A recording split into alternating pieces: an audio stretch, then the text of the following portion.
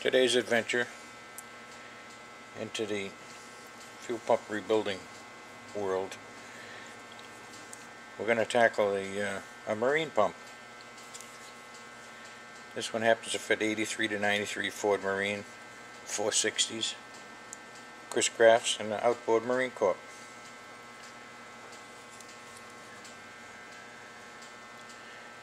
There's your part number.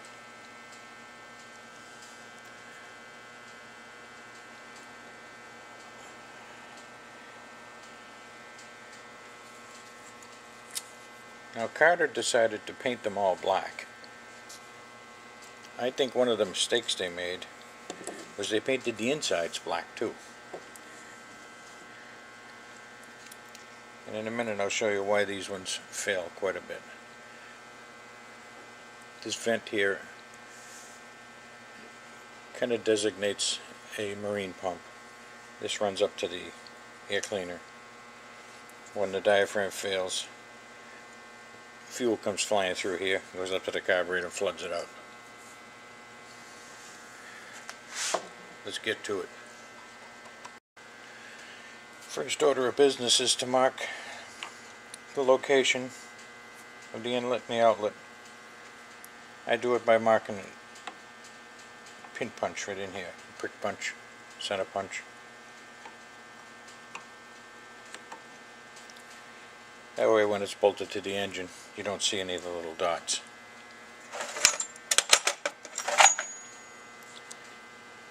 Make sure you mark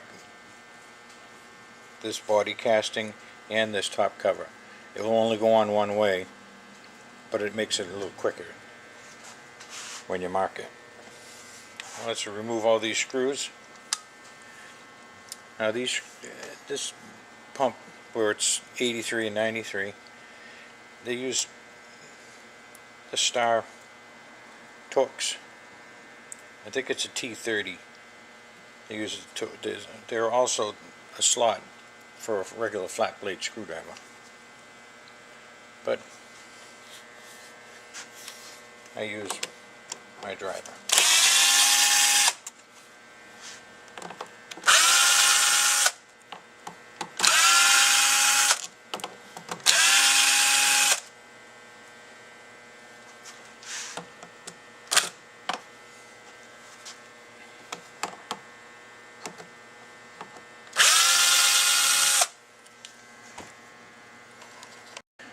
Okay, with all the screws removed,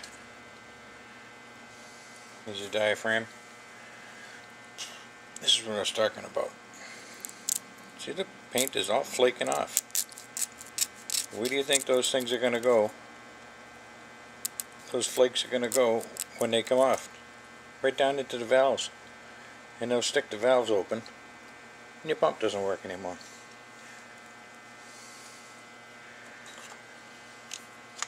They also use these Torx-headed screws to hold the two halves together.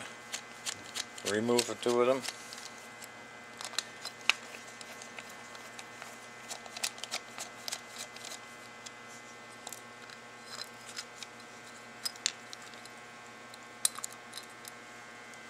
Set them aside. Now you're into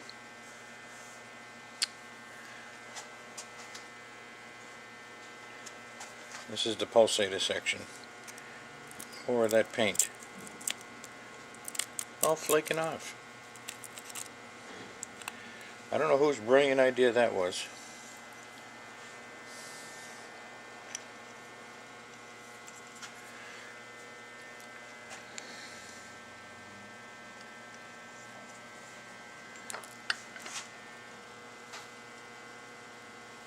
Yeah, here's some more of the paint right here.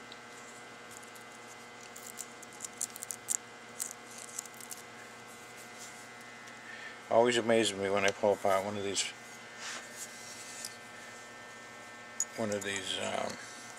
marine pumps.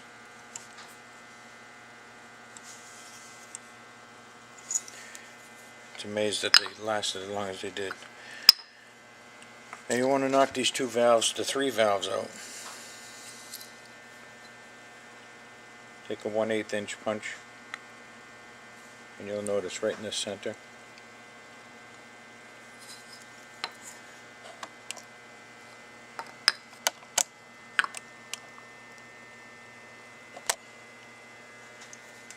just lightly tap it.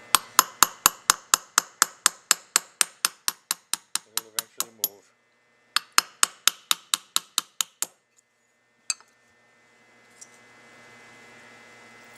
Here's your valves. Turn it over, do the same thing to the other one. Just knock it out, it all comes apart.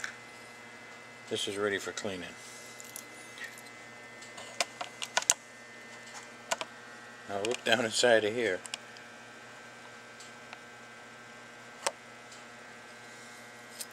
This is the valve seats. You know all the corrosion that's in there? Check out the other side. They even painted over this.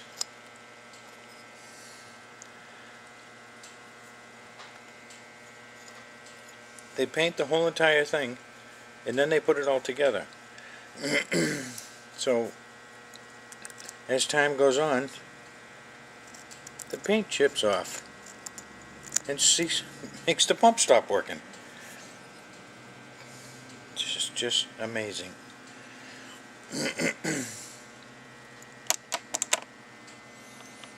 Anyway, this part is not fun. We got to remove this spring because we have to take this plug out and take the pin out that's inside of here in order to get this diaphragm out. But in order to get the spring out of here, you really have to fight with it.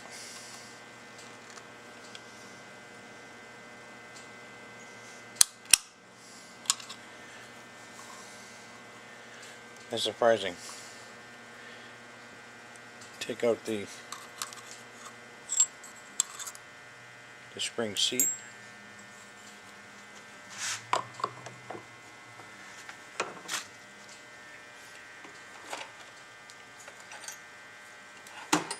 Now the pin is held in with a plug, and there's a little piece of casting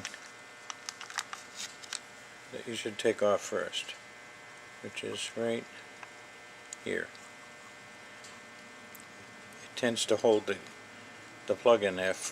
Now the plug is pressed in. Why they would need the casting to go over it to hold it in also, I don't know. But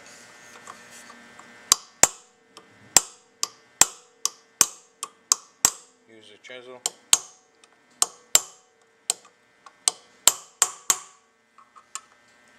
Get underneath the plug, knock it from side to side.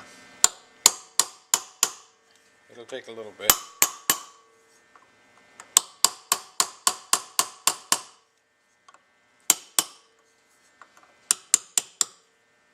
But it'll come out. Just takes a little work. Oh, no. Oh, that hurt. Down inside the hole here, you'll see the pin. You can see it through here. What we're going to do is slide that out through this hole. But if you look real close, you can see there's some corrosion in there. It looks like plastic, and it could very well be plastic. Another way of keeping the pin in there.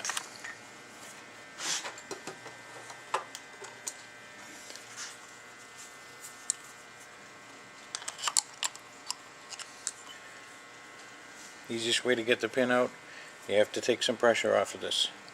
So it takes pressure off the arm, because the arm is holding that in. Grab it in here, slide it up. Slide the pin out. Slide the arm out. Make sure you're holding on to this. If you don't, you either won't get the arm out or it'll pop out and the diaphragm assembly will end up hitting the belly.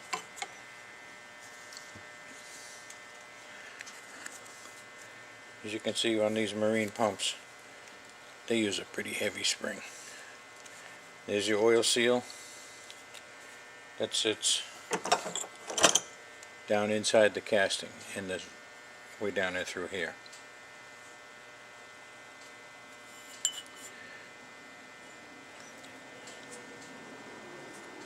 In my opinion, the only reason that this pump failed is because of all that paint. Now it's off to the bead blast cabinet, and this paint takes forever to get off of here. Glass beading might not do it. If not, what I do is sit them in a tank of carburetor cleaner, and it sits in there overnight and it eats away the paint. So I'll either be back in a few minutes or it'll be tomorrow. We'll see what happens. Sorry for the delay. It took quite a bit to get all the black marine paint off of these castings, which is normal, but everything's all nice and clean, bead blasted, clear coated, surfaces are all flat. It's ready for assembly. Put the valves in.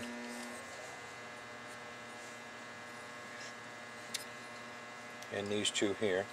Just make sure that all that paint is gone from these surfaces. They gotta be clean. Now you want to assemble the valves. You get a rivet, a spring, and a plate. This particular one takes three valves. Put the spring on with the small section down at the going on first, and the large section goes against the plate. Set it down inside.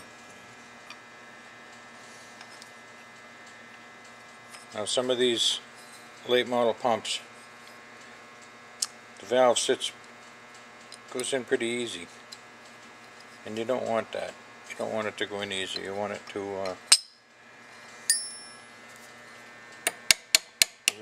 go in real hard. You have to tap it. The cure, or the fix for that, is I take just a 5/16 nut and set the head of that rivet right down on top of that nut. You can use a screwdriver or a real blunt punch. Set it in the center and give it one hit.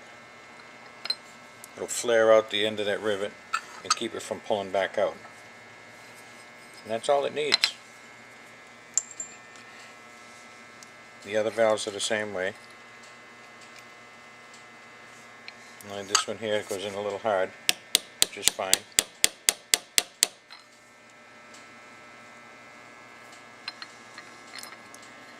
This one here, you can see how easy that fell in.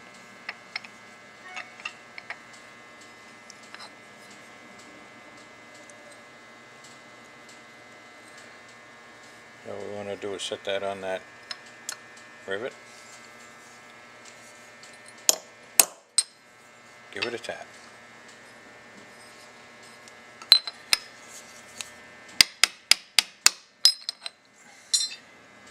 Now you want that rivet to come through 1/16 to 1/8 of an inch, somewhere in that area.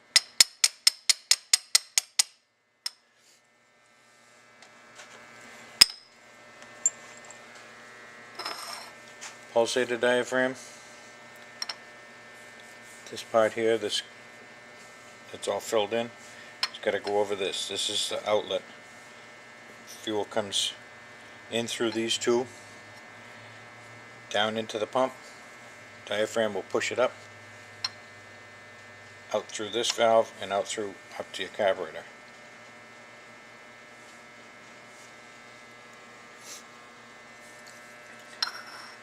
Find your marks that you made. To show you where mine, this one here,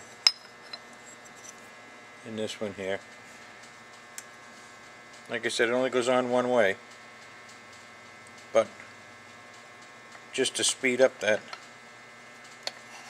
I put the marks on there, especially on the top piece, just to make it go a little quicker.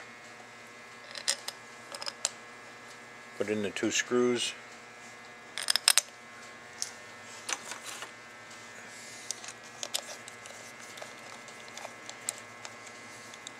I need to show you something about these torque screws. If I can get this one back out again.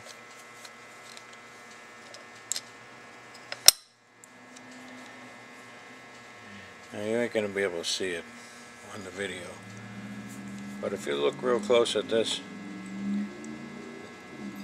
from here down to the end, it's actually shaped like a triangle. It's not perfectly round like most screws would be. In fact, it's like that the whole way.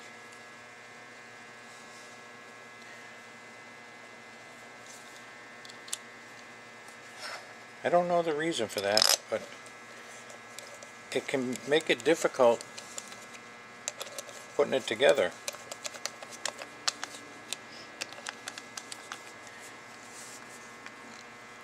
Just make sure these are good and tight. Blow air in, can't pull air out. Pull air out, you can't blow it in. Perfect.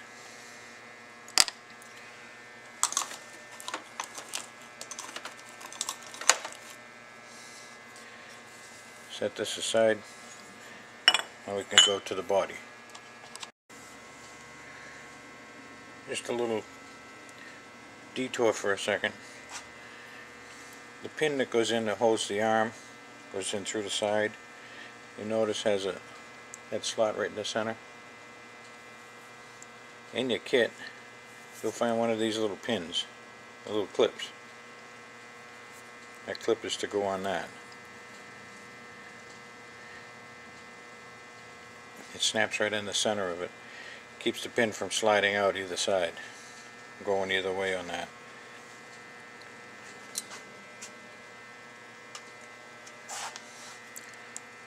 I don't usually use it. Oops, I put the plug in here, and it keeps it from going out too.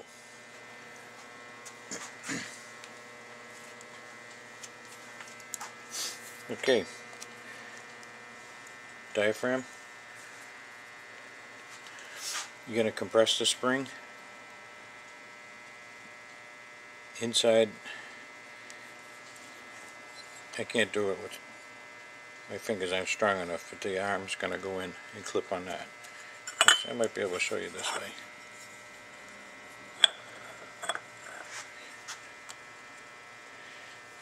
You can see it down in there. Line it up. And slide it right in there.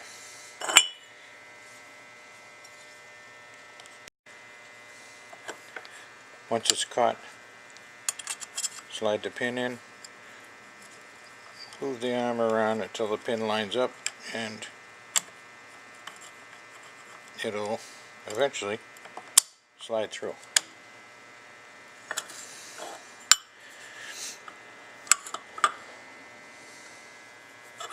Push the pin down, push it all the way in, take your plug, put the plug in there, and give it a whack. This next part I hate doing. We have to get this part here goes in a little hole that's in the arm. Now we've got to compress this spring to catch onto that.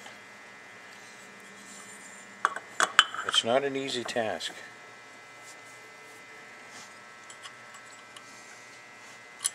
And if it goes right the first time, I'll be surprised.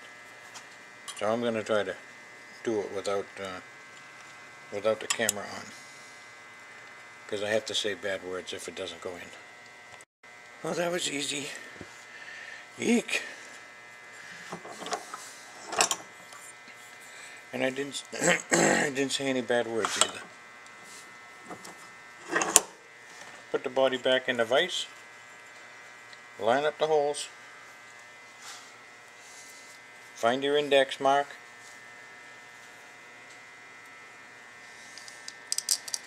Start the screw through the diaphragm first and get it caught. Just a little bit. Enough threads just to hold it. One on the other side. Put it through the hole in the diaphragm and get it caught, and then go around with the rest of the screws. Sometimes it'll take a little bit to get these screws in the diaphragm holes lined up.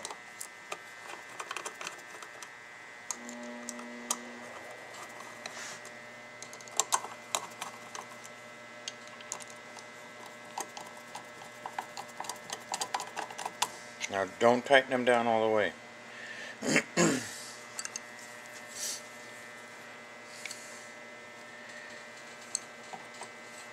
I like to use an adjustable wrench on the end of the arm just to give me some leverage. Let it up so that it stops. While it's in that position, tighten down the screws.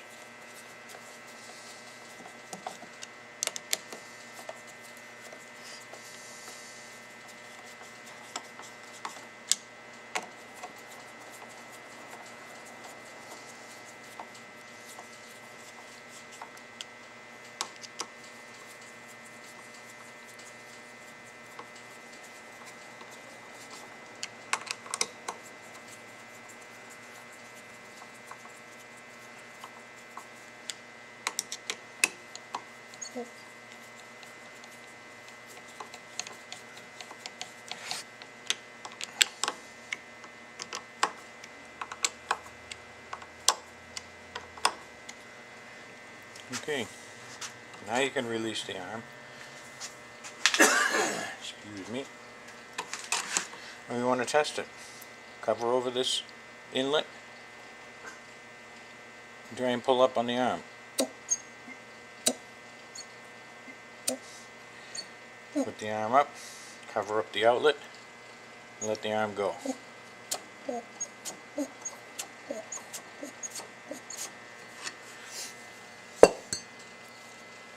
She's almost ready. Well, for the most part it is done. If you want to test to make sure that this oil seal is going to work right, hold your finger over this and try working that arm again.